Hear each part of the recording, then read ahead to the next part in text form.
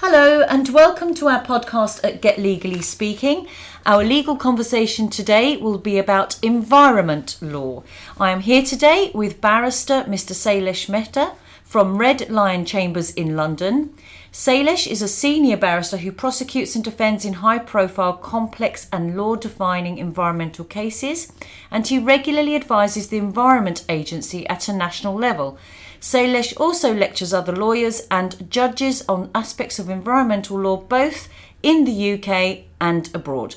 Thank you for joining us, Sailesh. My pleasure. Excellent. Great stuff. So, let's get to our first commonly asked question about environment law. And I think, Sailesh, we've really got to start from the top, because until I sort of heard certain aspects of this area, I didn't realise that there was such an expansive area of law assisting us in this sector. So what do we mean by when we say environment law? What are environmental laws and regulations? What does that mean? These are just simply a series of rules that are designed to protect the environment. These rules can be local regulation that only affects the locale that a person lives in, borough-wide rules. They can be national rules, legislation, or they can be international rules in terms of treaties or European-wide regulations. So it's a conglomeration, it's a mixture of rules all interweaving with each other, designed to protect every aspect of our valuable environment. Yes, okay. Well, that's very clear and very nicely put, as it were. So when we say, okay, there's laws that protect the environment, which is brilliant, obviously, what types of areas of commonly known environmental law would you say exist? So what's the most common areas of environmental law? I can answer that question in two ways. One, to look at the wider aspect. So the wider aspect of what environmental law covers is everything. Now, I know that's not a helpful definition. So the headlines, let's start, for example, with the headlines. So like the Clean Air Act, for example, what are the headlines, the main ones? So the main headlines would be, and when I say everything, I mean air. The air we breathe is covered by environmental law. And so the Clean Air Act is an example of one of the myriads of laws that regulate how the air we breathe is protected by the country we live in, by our legislation, but also internationally. The water we drink. The Water Resources Act, for example, deals with the quality of water we drink, which is quite interesting. And I just want to say on that point, I mean, I tend to think of the big company, for example, Thames Water, and you think, oh, whatever they provide is actually correct. But there's laws that actually protect us if we don't think it's correct, for example. Oh yes, every glass of water, every cup of tea or coffee that we drink that contains water is seriously regulated. Going back 200 years, people were dying in this country of badly produced water. Yes, indeed. And therefore it is seen as one of the fundamental rights that we have to make sure that the drinking water we get is clean, that it's not going to harm us or our children. And not necessarily rely on the company that's providing you your drinking water. You can take a view and say, something here doesn't feel right. And we're not scientists, everyday people don't sit there and are not able to perhaps analyse, but sometimes you can see whether the air you're breathing, whether the water you're drinking, and this is obviously at the very basic level, something's not quite right. Exactly. And of course we can see that not just in this country but all over the world. Yes. There are cases going on in America of companies like Thames Water who have been providing bad quality water, and it's had an effect on not only the immediate people in that area who are drinking, but also the next generation of children who've been affected allegedly by bad quality water. And then that brings me to think of the Erin Brockovich film, and I know I mentioned this to you when we were speaking on the phone a few weeks ago. The water was being contaminated by local corporate companies, and actually a lot of people suffered some serious, because that was a true story, the Erin Brockovich story, played by Julia Roberts, the film, suffered some serious consequences as a result. So it is down to us really, I guess, to say, does something feel wrong here? Is it, is this okay? And then there's really, what we're saying is there are lots of rules and laws that can protect us. And this is part of the natural tension and the necessary tension between large companies who have a job to provide us, for example, with good drinking water, Yes. who want to save as much money as they can in the process, so that their shareholders make money. Or things can sometimes go wrong. Or things go accidentally wrong. And the other tension is that the job of government is to regulate it and to protect us. And of course, the individual, you and I, come into the picture, because when we see that there are things wrong, then we need to alert the authorities. We need to talk to the water someone, company yes. to make sure that they're doing it correctly. And if those natural tensions are calibrated properly, then you get the best of all worlds, where a company can make enough money for its shareholders and do its job and provide the water that we want, and we are kept health and safe. Or keep the air clean around its factories, or dispose of its waste in a safe and responsible way, and all that sort of stuff. So we've got the Clean Air Act, we've got the Water Act. What other topical headings would you say are the most commonly thought of when we think of environment law? Well, one of the biggest areas is, particularly to do with the West, is our production of waste. And the production of waste has grown exponentially. And so over Christmas, we will know that the Christmas present we've had, just the wrapping paper, and the bows and the glitters and all of that. And the food that we've wasted, and the bits of turkey that go in the bin. Now imagine that multiplied from your household into 20 million households, and then imagine that multiplied Europe-wide into 100 million households. Well, it's huge. It's really big numbers. And I mean, I think we're only now, in the last few years, becoming aware of this whole, since plastic bags were not being given anymore and more sold. And I think it was 600 million bags of plastic bags apparently was saved in the first year alone, or some number like that I saw in a statistical place. But one of the things that pricks my eyes up is when I'm in shopping centres and they've got these big silver bins. On there it says zero waste to landfill. And I always think, well, what does that mean? And does it mean they recycle everything that we put in there? That was the hope. It would be unlikely that the average bin can be recycled 100%. Entirely, yeah. But the good news is that over the last 20, 30 years, the technology has developed so much, and the law protecting the environment has developed so much, working hand in hand, that in fact the big companies such as Biffa Waste, such as the waste companies that I sometimes have to deal with, are getting better and better at making sure that less and less goes into the underground, gets buried, because there it just stays sometimes for a long time, and sometimes, and this is rare, it actually then continues to pollute the earth and also the water, the aquifers underneath the environment. And so one of my cases involved the pollution of an underground waste site that was leaking into an underground water source. Wow, and that's going into domestics and obviously corporate health. Well, one of the most interesting facts on how items of plastic or wood and glass I saw was actually at the Science Museum, along with my children. And I thought, wow, look at that. I was actually ignorant to the fact that plastic takes how long to actually disintegrate? Oh, it takes hundreds of thousands of years to disintegrate. And I never would have known that. And I think that we really need to educate ourselves more on these basics. Oh, more worryingly, that the latest research on the fish that we eat, that are fished in parts of the sea large percentage are full of plastic. Microscopic plastic in parts of the sea where the sea on the face of it is pristine, and so where some of the fish are fished, you wouldn't even dream that plastic would have infiltrated that deep and that far. And even the rainwater, latest analysis of rainwater in some parts of the world suggests similar microplastics are getting to the rainwater.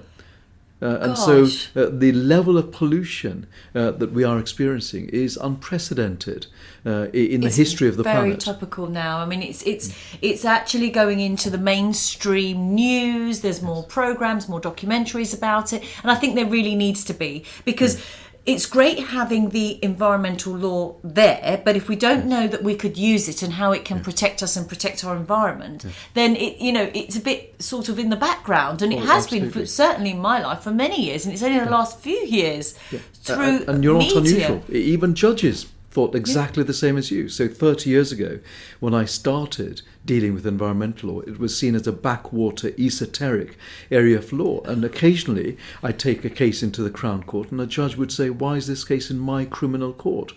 Now, you don't get judges saying that because environmental law has become mainstream because it is all pervasive and the importance of it has become more and more commonly accepted. Yes, no, and I completely appreciate that. I mean, you know, it's a big area, and I'm really pleased we're doing this podcast, and this has certainly been an informative time for me whilst researching how we're going to put this podcast together.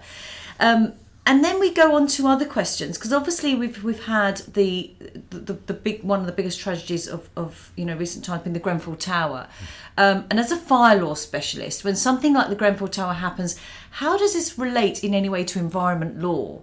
You know, how does that relate to that? Because it relates in a number of ways, and you may know I've been involved in advising a number of fire brigades all over the country, partly as a result of the Grenfell outfall.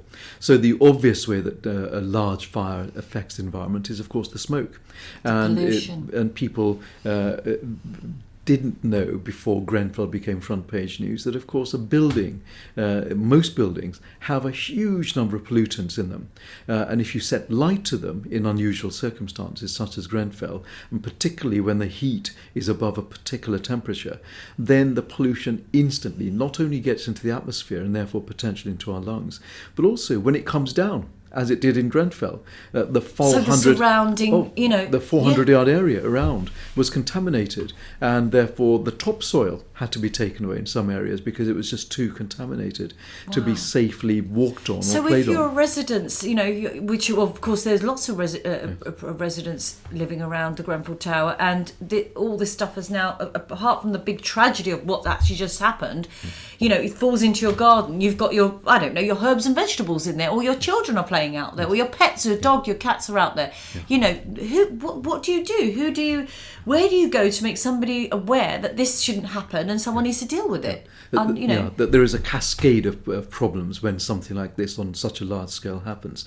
But on the individual level, the first port of call would be the local authority, to contact them. The Environment Agency would be also your port of call. The fire brigade, who are well used to dealing with environmental concerns, would also... Really? Because I thought that the fire brigade actually only dealt with emergency fires fires. So, would they be a point of contact? Absolutely. They may not be able to solve your immediate problem, but they will then put you on to Which is really helpful. It's a helpful start, isn't it? Because that's all you want. You want to know where to start. And so that's very interesting. So if you do, for example, notice something that's not right in your back garden or whatever, you can contact the fire brigade and say, right, this is my problem. Who would be the best person, department? Absolutely, and that is necessary. And in fact, a number of pieces of legislation that are now on the statute books came about because a local resident or a local residents group thought this isn't right, we need to do something about it. And then they contact the local authority who say, not our problem. Environment Agency says, well, it's not on the statute books. They contact the local MP who says, well, we need to get... and then suddenly it becomes much more important, and then it gets into the law in a year or two time. Like you mentioned earlier, with the judges now having a better understanding, and it's all sort of now front-line law rather than sort of an area of law which is quite in the background of our lives.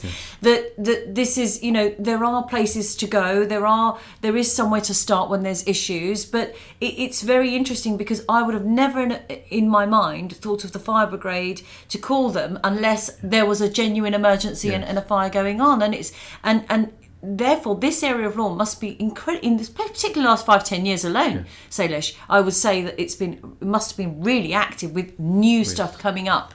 Oh, absolutely. And part of the reason for the activity is, firstly, members of the public are becoming much more aware of how they are being assaulted in the air, in the water, and also they're becoming more aware of their rights. And that's why lawyers like me are kept busy, and judges now do not say, why is this case in my court? They say, what can I do to stop it?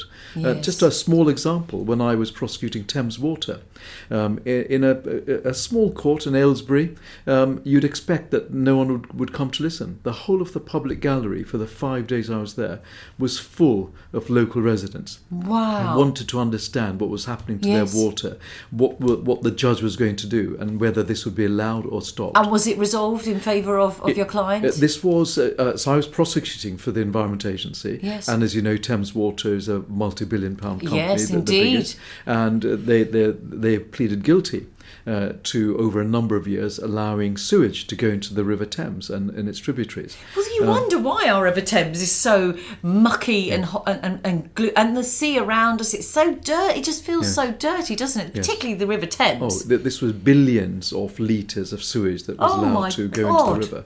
But on a positive note, I should say the River Thames has not been as clean as it is now. Compared to 200 years ago, when you could not find signs of life other than microorganisms that lived on. Other than people in the boats that were going up and down the river. Or microorganisms that feasted on the faeces and so on. Wow. Now you get fish in the river. When did that stop then, Sailesh? Do we even know when people like Thames Water, for example, stopped throwing rubbish into the Thames? When did that stop? To be fair to the big companies, in fact, they've been fairly good compared to all other companies. It was really the people that were allowed to do it. And so we had a poor sewage system 200 years ago. Yes, that they've inherited as a corporate, as a business. Exactly. So, which I can totally understand. Yeah. So Parliament, which lies almost on top of the River Thames, at times in the old days, couldn't sit. The legislators could not sit because of the stench of the sewage coming down the river.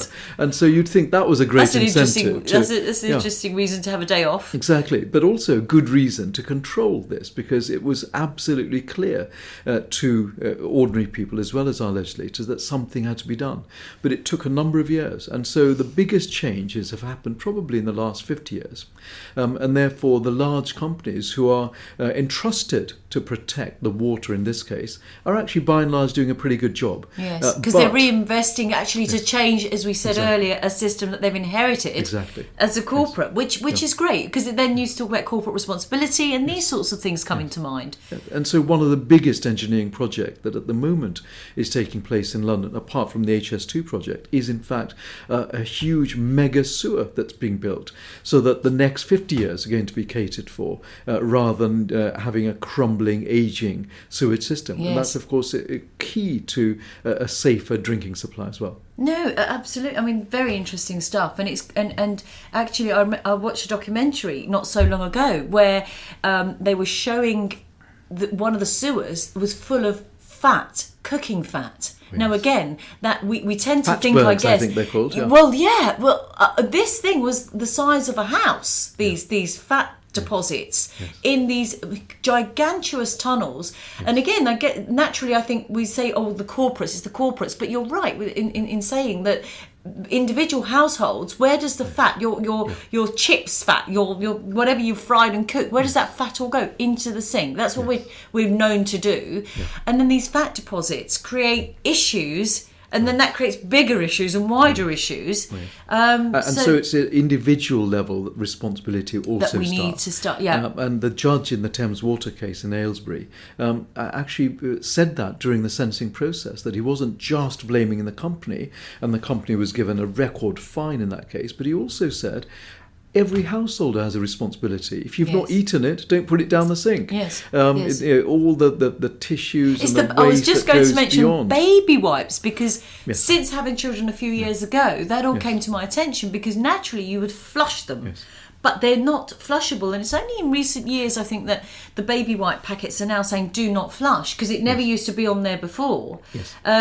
But in fact, that was part of the problem in huge. the Thames water system, not being able to filter out the detritus that comes into their system, and things like baby wipes actually clog it up. Yes, and massively. Once it gets I didn't realise how much.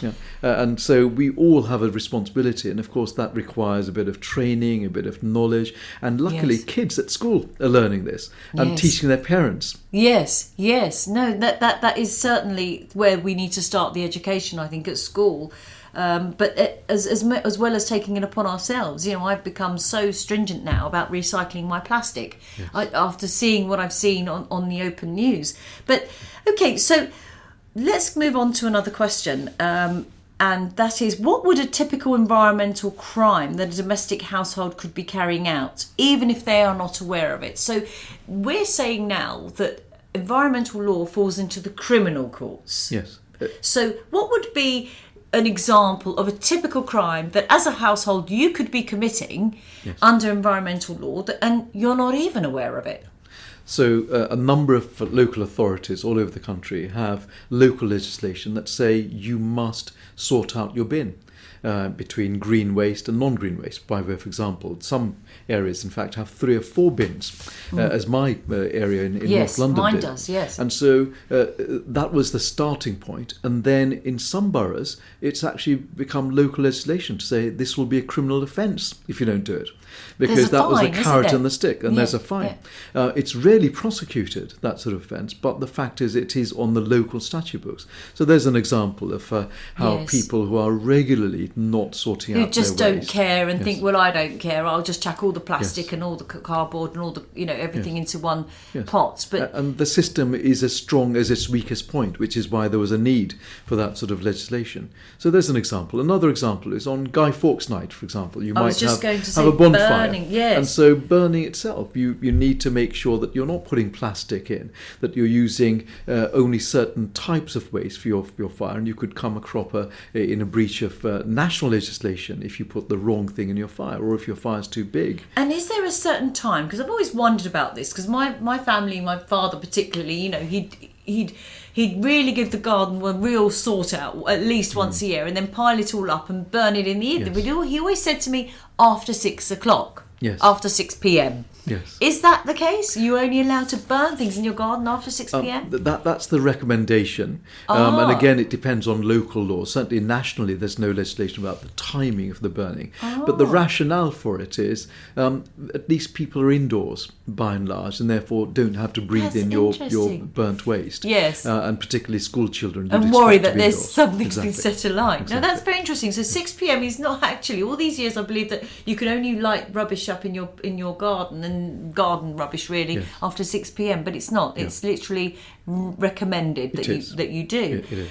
Okay, so what are the most common penalties, would you say? And I know this is a big question because it depends what kind of crimes we're talking about, for breaching the environmental law for individuals. What's the most commonly seen penalties and the most regular? I mean, we spoke about rubbish, and we're saying it doesn't really go that far as to for there to be criminal charges to be pressed. But what would you say is the most common penalties for individuals and for businesses? Sure. So I'll give you firstly an idea of the scale by giving you the lowest of the scale and the highest, and then calibrate the scale in that way.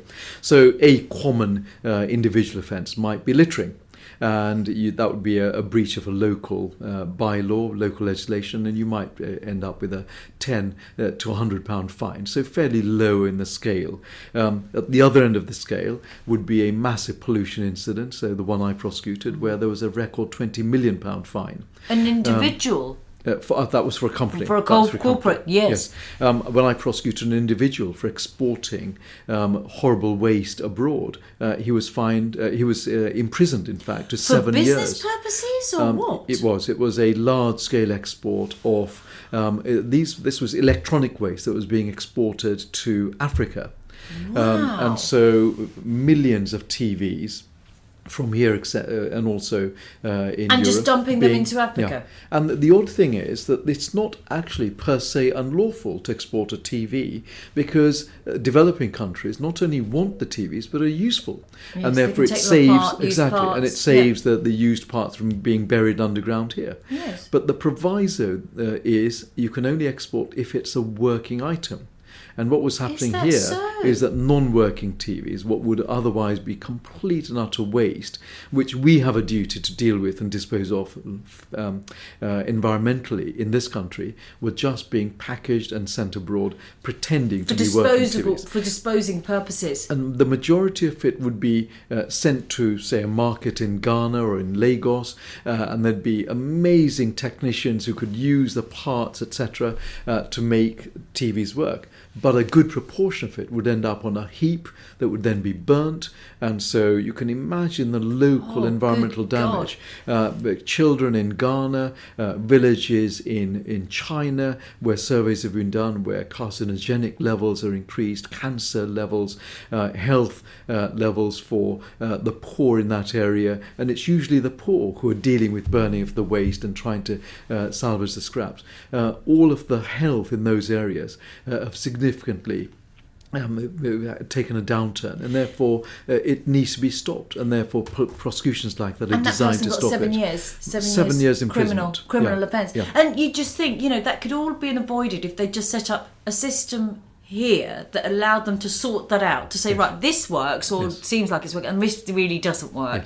But the selfishness and the mindset of the individual just said, no, I'll just ship it all out and let them deal with it. I just want the money for it on the back of a business, really. If he'd done it properly, he would have done our economy good. He would have helped the environment by doing it properly. And the £2 million that we managed to get back off him, he would have kept a good proportion of it. So they must have made a lot of money doing this, but in a selfish and an unresponsible way. Sailesh, this has been very, very, very helpful, very useful, I have to say, as a part one. And I just don't feel like we've had enough time at all, to be honest with you. But thank you very much once again for joining us. Don't forget to click and subscribe to our podcasts, and you can find us on Twitter, Facebook and LinkedIn by searching Get Legally Speaking. Also visit our website at getlegallyspeaking.com, and thank you very much for listening.